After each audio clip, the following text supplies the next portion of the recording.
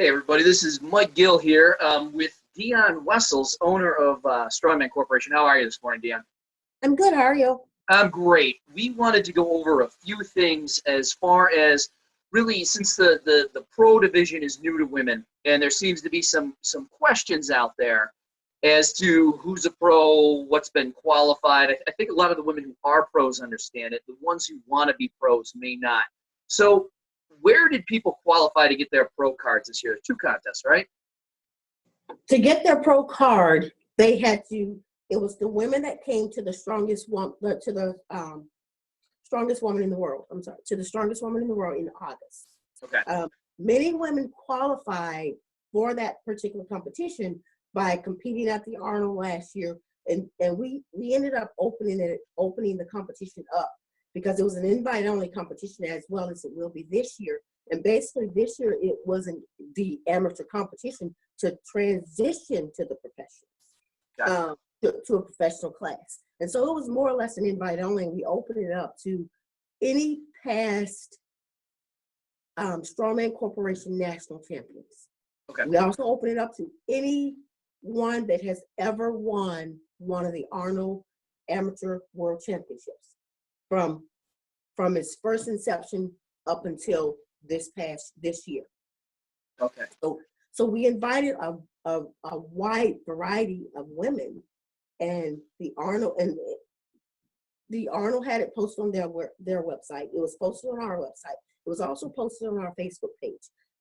So a lot of women said, "Where do I find it?" If you go to the Strongman Corporation website, that's where you're going to find it. If you go to the Strongman Corporation Facebook page, that's where you're going to find the information. Okay, so the Strongest Woman in the World contest in Jacksonville, Florida was really the first professional women's contest. Correct. Additional women qualified there professionally. And from that, we explained to them that that's how they would qualify for the Arnold, correct? Correct. We had a separate meeting, and basically it was, a lot of women are kind of like saying, "I don't want to compete against a professional. I don't want to do this. I don't want to do that against." If they're a pro, that's not fair. They're going to beat up on us. Right now, that was the first ever, and basically it was considered a plat plus for the most part, if you want to look at it that way, for the women, because there has not been any professional level competitions as of yet. So let's rewind 6 months. 6 months ago, was there ever a pro class? No, it's okay, fresh so off. we rewind 6 months and say there's not a pro class, and the same women competed in the competition, whether it be just the competition, whether it be the nationals or whatever the case might be, and let's say those women won, but there's no pro class. Are you still competing against these women? Right. The weights are still the same, so you're still competing against them. It's the same thing as the men. Until you compete in that pro contest, no one's a pro. There has not officially been a pro contest yet, and I said it won't happen until 2017. So what we did was really take that Strongest Woman in the World.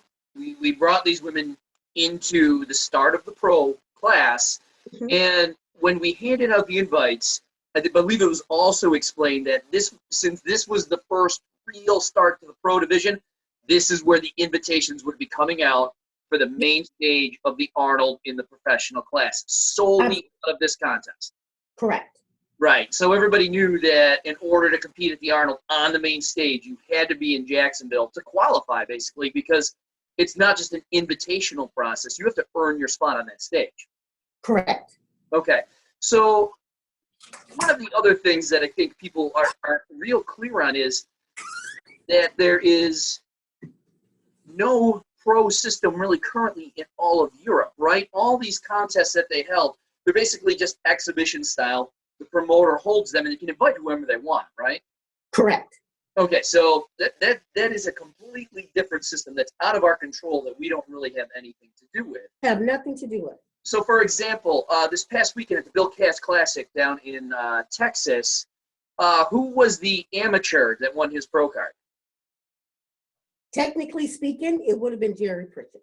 Right, because even though most people, including myself, I don't even look at I don't even look at Jerry as the amateur because he's been competing all over the world, not only all over the world, but kicking butt all over the world. Right. However, he did not go through the Strongman Corporation amateur to pro system until this past weekend. Right. So that's really like it was his first opportunity to qualify because he couldn't come in and just show up and do America's Strongest Man. Correct. Because he's technically was viewed as an amateur prior to this weekend. So no matter how good you are, you still got to earn that pro card. Correct. And I can't control any competition outside of what's happening within Strongman Corporation. I can't control any promoter outside of Strongman Corporation. And I can't even control the promoters in Strongman Corporation, but I cannot control another organization system. Gotcha. Which that makes complete sense. So really what had to happen here is you had to qualify for your spot for Florida. Then you came to Florida to qualify for your spot for the Arnold main stage this March. Correct. Right. Now, people who didn't qualify but were in that pro division there in Jacksonville, what will they be doing at the Arnold Amateur Championships if they earned a spot to go there? If they have earned spots. Right. There were the only spots given in Jacksonville, and it was very duly noted, the only spots given were to the Arnold Pro Strongwoman event. There were no spots given for the Amateur World Championships. The only other way for them to qualify, if they did not go to one of the posted Platinum Plus contests that stated card for the Amateur World Championships, such as in Kentucky, the Kentucky event, such as in Pennsylvania, the Kumite Classic last year. Not this year, but last year. Or I'm sorry, this year in 2016. If they did not go to one of those contests, no one, just because you came to Florida, no matter where you place, it doesn't mean, oh, I got an automatic into the Amateur World Championships. There were no places given for the Amateur World Championships at all. Those places were earned at the different Platinum Plus competitions, as well as those people that went to nationals. That was very clearly stated. Someone emailed me and asked, can I compete in the pro or the amateurs at the Amateur World Championships at the Arnold? If you were given a spot is how I worded it. I didn't say when you can do whatever. I said, if you were given a spot. Why? Because a lot of times when people contact me, I'm either driving or I'm doing something else. And I don't need to, I don't have a chance to keep going back and forth to the sheet. If you were given a spot, you were given a sheet of paper that said you were qualified. For those that placed in the top 10 in Florida, they were told, they were announced that they got an invite to the Amateur Pro Strongwoman event. And those are the people that placed in the top 10. So that's really our thing here is you always have to earn your place at the table. You always Correct. have to earn your spot. We just don't give out free passes. Hey, you could be great, but you actually have to qualify for that, you know, as somebody who's competed for that position. Correct. Okay, so how many spots are there in the pro women's class in at the Arnold this year? 10. 10. And have we handed out any invites for that yet? The Arnold invites, they're coming from the Arnold home office, and they are working diligently on getting those out. Hopefully by the end of this weekend, but she said, I promise that I will have them no later than next week. So we also did a wide variety. You've got girls coming in from the heavyweights, the middleweights, and the lightweights, right? To all share that stage using the same weights. This is just an open pro contest. Correct. Okay, super. I mean, I really think that clears everything up as far as that goes. I mean, we always let somebody who wins, like we had Brian Barrett win the Nationals last year in the 105K division, which gave him his amateur invite to the Arnold, where he was allowed to compete, and took second place. He made the main stage the second day. So this isn't anything new where somebody, you know, wins a pro card and gets to finish their amateur career before actually becoming a professional. Correct. Right. So, I mean, I think that ties up all the loose ends. Is there anything else you'd like to add? Well, I've got two things I want to add. The other thing was people were saying, who's a pro, who's not a pro. Those women were discussed. Those women that made it to day 2. we discussed with those women that made it to day 2. You guys are invited to be a professional strongman. You can compete at any amateur competition until your very first pro show. Once you compete in your pro show, you can't go back to do that. And I'll use this for the men as well. Davis Guiley, as well as the gentleman that won the 105K card in Florida. Jeffrey Lee. Jeffrey Lee. They can compete at the Arnold. Amateur. Right, because they haven't done a pro show yet. Haven't done a pro show yet. Right. I gave them that invite because they haven't done a pro show yet. If Davis Guiley were to do America's Strongest Man, or if he were to compete last weekend in Florida, he would not be able to compete as an amateur. Those women that made it to day 2, we gave them their pro card. Until they do a pro show, just like, my brain is leaving me. Jessica Kite. She competed at nationals as a lightweight woman, as a lightweight amateur. Why? She qualified for nationals, and she has not competed in a pro show yet. Once there is a pro show and she competes as a lightweight pro, she can no longer compete as a lightweight amateur. She can go up a class and compete as a lightweight, as an amateur middleweight, but not as a lightweight. Yeah, we allow the women to do the same thing as the men. As the men. They Absolutely. can always compete up in the class. If you're a 105K male pro, I used to compete as a heavyweight all the time as an amateur. Correct. So the only people that hurts are the heavyweight women. It also hurts the heavyweight men. It's the same thing. One of the questions that was raised was, why only 10? Because of the time slots that are allowed, the Arnold asked for only 10 spots.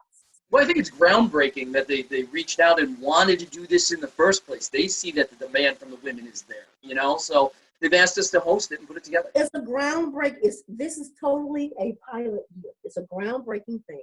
I have went to the Arnold committee several times. I'm on the Arnold committee, but I'll see the rest of the committee, those that make the decisions, because I don't make those decisions, and ask, what do we need to do to get the women up there just like the men? What do we need to do to get the women up there just like the men? When they came to me and said, okay, we'll do this. And what they were going to do, it was going to involve women from a variety of sports: ping pong, CrossFit, powerlifting, bodybuilding, figure, fitness, strong woman. So it was not, and I said, you know what? That's not called strong woman. That was my argument to them. When we do bodybuilding, you do bodybuilding. When you do figure, you do figure. When you do bikini, you do bikini. When you do strongman, you do strongman. So let's stick to strong women. They said, okay, we can do that. However, what we don't want to do is we don't want to make it to where the show is so incredibly heavy, such as where the men are. We don't want to start that way. We want to do this the right way. We don't want to exclude other women from having the opportunity. Whether they win or not, we don't want to exclude them. We want to have inclusion. So therefore, they ask, we need lightweight, what are the weight classes that you guys have? These are the weight classes that we have. Okay, if we're going to do this, let's allow women from all 3 classes to be able to compete. So what's the prize money being handed out then at the Arnold? Right now we're at $10,000. And the goal, the ultimate goal is to raise that to $25,000. Wow. I mean, that's absolutely amazing. Which is amazing. It's a pilot. It's totally a pilot year for the women, and the Arnold committee wants to see how is it going to go. What is the perception going to be from the audience, from their audience? How is it going to go for the women? And the one thing they said is, if it's going to be an invite, a personal invitation only, we can't do it. We want to qualify it. And I said, okay, I will do a qualifier for this event. So really what has to happen here is the athletes who want to compete professionally in the United States really need to pay attention to the system. They need to work on their invites. They may want to compete internationally as well. That's a whole other ball game. But to move through the chain here and pick up your invites, you've got to compete in the Strongman Corporation shows that provide the opportunity to get to the next one. Correct. Right. And right now, there are no professional women's shows like the other Arnold, like the actual Arnold series for the pro men. They're not there yet. It's a pilot year. We're trying desperately to grow the system. Well, for the next year, this is also happening for the men too, right? There aren't going to be invitations handed out for the Arnold. They're going to have to earn their spot for that stage. Everyone that's on that stage that will be on the stage in 2018 and 2017, they earned their spot. The Arnold had 6 total competitions. Out of those, the only person that got a direct spot was Zach Hatch because he won the Arnold Amateur World Championships. He got a direct spot. But even like Brian Shaw had to go qualify, right? World's Strongest Man. Brian Shaw had to go qualify. Sojourner had to go qualify. Every athlete on that stage had to qualify. They gave away 8 spots total through their qualification system. Zach Hatch is one of those 8. The other 2 spots to make it 10 are by the point system.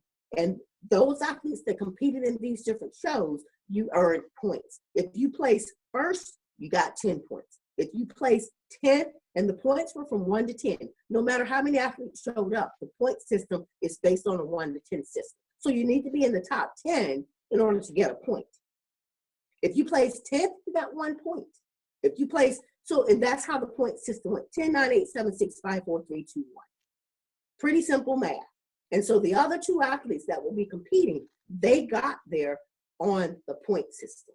And then they go down the line as far as alternates are concerned. Well, I mean, I think that all makes sense. I got to imagine this clears it up for everybody.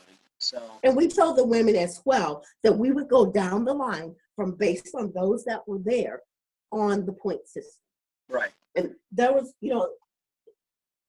I was told by some women that they were not aware that they were not even aware of the competition. This press release was written by the Arnold office. This press release was posted on my Facebook page, the Strongman Corporation Facebook page, the Arnold page. It is still on our website. It is still on the Arnold website. And this press release stated that the first major contest will be held at the Arnold for 2017. The amateur strongman division, it is a qualifier, and that they have to go through this qualifier in order to get there. There was only one. Why was there only one? Because we're trying to grow it. Right. It's very difficult for any promoter out there. They will know it's extremely difficult to get money for the men. Well, the Jacksonville show was only, 6 months ago? How much time do you have to really run qualifiers? We're talking the Arnold's 12 weeks away. It's right around the corner. Mm-hmm. Mm-hmm. So with a new division, we're looking at that time. Correct. When we first started the amateur to pro system for the heavyweight guys, or the open class, I'll say, we met and a bunch of people were grandfathered in based on their competition and based on how much they competed. When we first started the amateur to pro system for the 105K people, if you recall, I want to say the first 2 or 3 shows that were Platinum Pluses, top 4 guys got their pro card. Because it was a process of trying to grow the system. Right. And that's the same thing that we're trying to do for the women, is trying to grow the system. Well, I mean, that all makes sense. It's going to be a little front-loaded in the beginning, then it's going to taper off as we get more people into the system. But Absolutely. I mean, the point is, you always have to earn your spot. They're not given out. Right. Just like we tried to grow the women, we've been growing the women competitions. And for the men, no matter if there's a level 1, only first place gets to go to nationals. But if you're competing as a woman, we've given top 3 for nationals. 2017, that's going to taper down some because we've got enough. It's grown so much to where there are shows where there's only 3 women. It's only going to be first place. Just like the men, because we're getting those numbers now. Right, and then the quality of the athletes have grown, the quality of the contests and the sports have grown, so that only makes sense. Correct. Excellent, Deanne. Well, thanks for your time. Thank you, Mike. And if anyone has any questions, I highly encourage people to call me My number's posted everywhere. Email me. I answer all of my emails. Maybe not right away, but I don't ignore emails. Excellent. All right, we'll be talking to you soon. Thank you. Thank you. Bye.